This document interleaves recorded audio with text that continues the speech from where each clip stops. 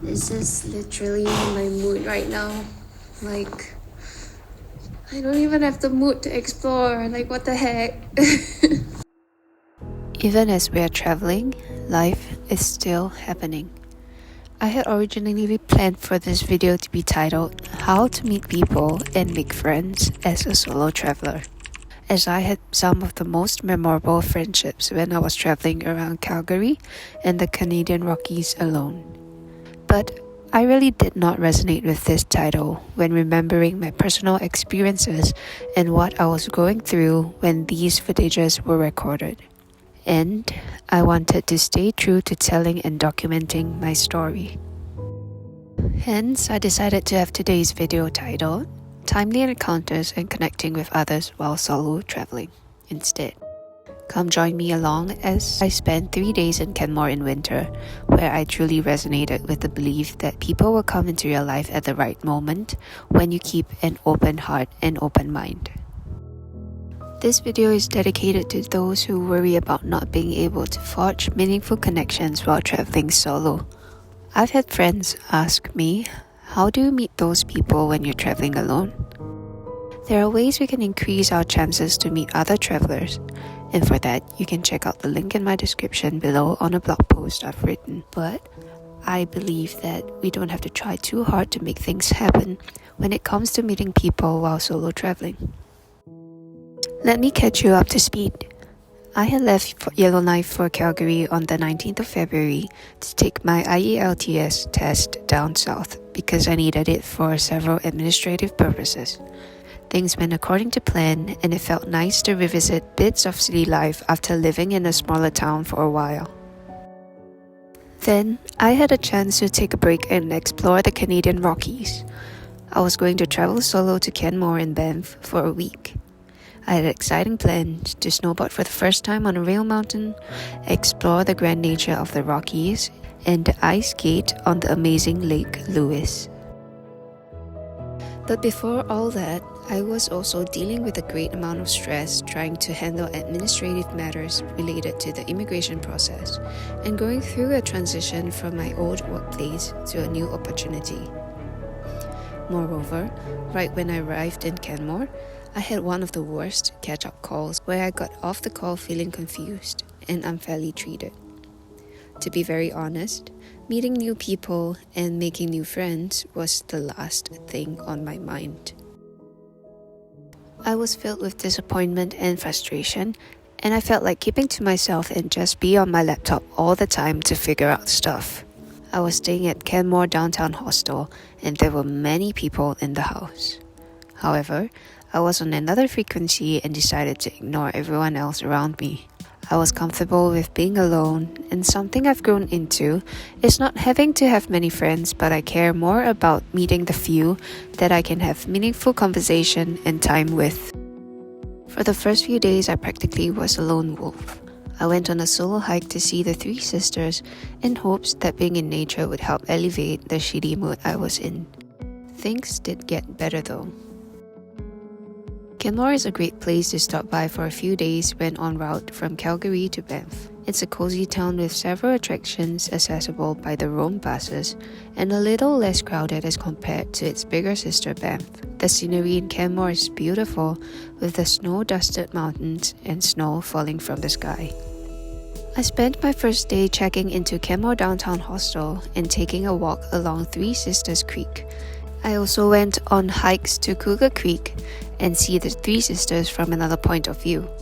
Things were not bad, but they felt flat, and I was still caught up in my own head and worrying about all the things I had to get sorted out. At times like these, even when you feel like you are in a new place alone, you are more often than not. For example, I was waiting for a bus after hiking and struck up a conversation with a couple who was also waiting for the bus. At the end of it all, we parted ways and waved goodbye to each other on the bus. Moments like these warm my heart. Back at the hostel, I was cooking my own dinner and had a conversation with Christoph, a fellow traveler that was really nice. We talked about many things, like our love for nature, how life can turn out unexpectedly, unassumingly, My meeting with Christoph was actually reassuring and relieving to whatever was on my mind. On the second day, I went to visit the Johnston Canyon. Johnston Canyon was one of the top places I was excited to see in Canmore. The trail takes you along steel catwalks built into the canyon walls. There are multiple viewpoints along the way, and at the end, you will get to the iconic frozen Johnston Canyon Upper Falls. I even saw people ice climbing. Even while solo traveling, it is very common that there are other people exploring places alongside us. Casual conversations along the way, a smile, a head nod, can make hiking alone feel less lonely.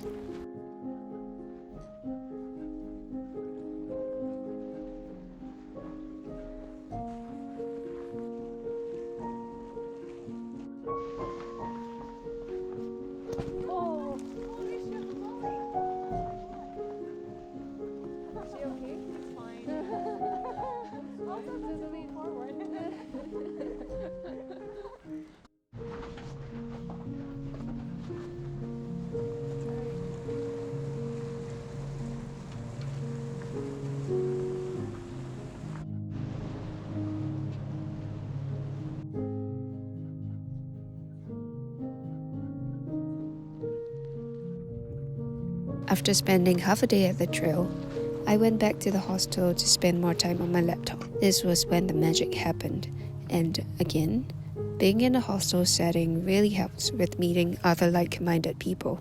I was sitting in the common space and using my laptop when Zaki came up to me as I was the last one to leave the room at the end of the night when everyone had left. He said, "You looked really stressed. Don't work yourself too hard." That started the whole conversation when I opened up to him about my situation, and he shared about how he was in the same situation as me before. Yet again, my second chance encounter with someone who made me feel like I wasn't alone in my own struggles. Moreover, I also happened to meet a third person, Curtis, whom I've had a chat over dinner, and turned out to be my adventure buddy for the next 2 days around Canmore and Banff. Curtis was in the same situation as I was in and going through a job transition. It's really interesting how life brings people together. On my last day in Canmore, I had plans made with Curtis that we would go snowboarding at Mount Norquay.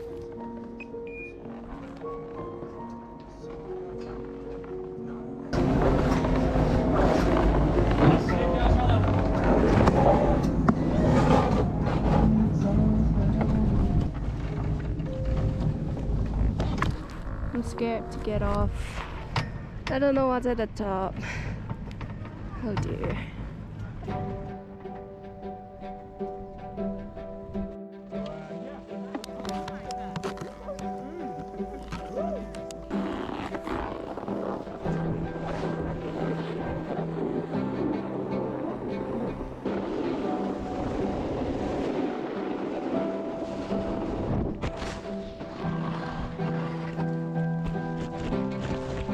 I'm really glad that we shared this experience, as my first time snowboarding on an actual mountain was definitely less scary and more fun with someone alongside. Yeah.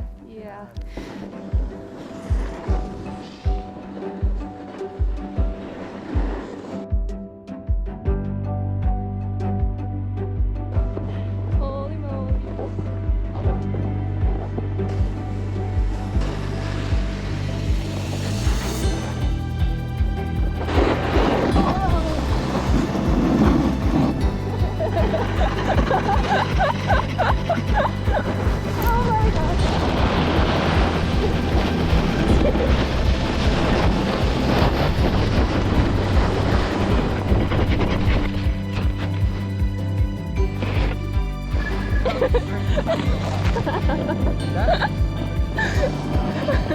I think you could slide down all the way.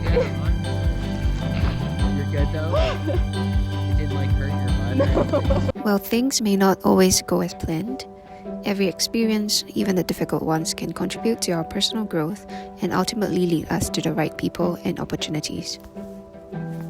It's often in these unexpected moments that some of life's most beautiful connections are made. These 3 days spent in Canmore is a time I will remember that reminds me that I will have timely encounters and connection with others while solo traveling, and that I am not as alone as I think I am. Join me next week for more traveling adventures in the winter wonderland of Banff, and I'll see you then. Bye!